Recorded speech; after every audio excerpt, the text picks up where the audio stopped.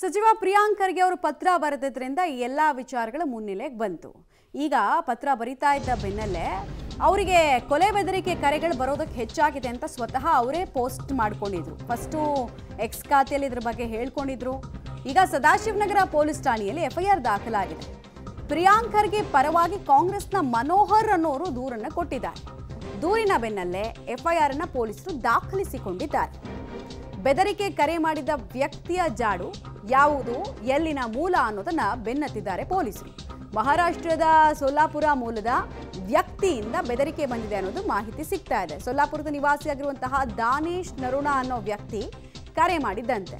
ಈಗ ದಾನೇಶ್ನನ್ನ ಬಂಧಿಸೋದಕ್ಕೆ ಬೆಂಗಳೂರು ಪೊಲೀಸರು ಮುಂದಾಗಿರೋದ್ರ ಬಗ್ಗೆ ಮಾಹಿತಿ ಲಭ್ಯ ಆಗ್ತಾ ಇದೆ.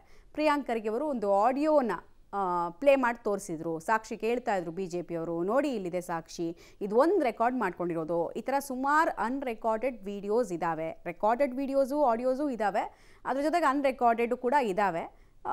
ಸೂಕ್ತ ಕಾಲದಲ್ಲಿ ಸಬ್ಮಿಟ್ ಮಾಡ್ತೀನಿ ಅಂತ ಹೇಳಿದರು.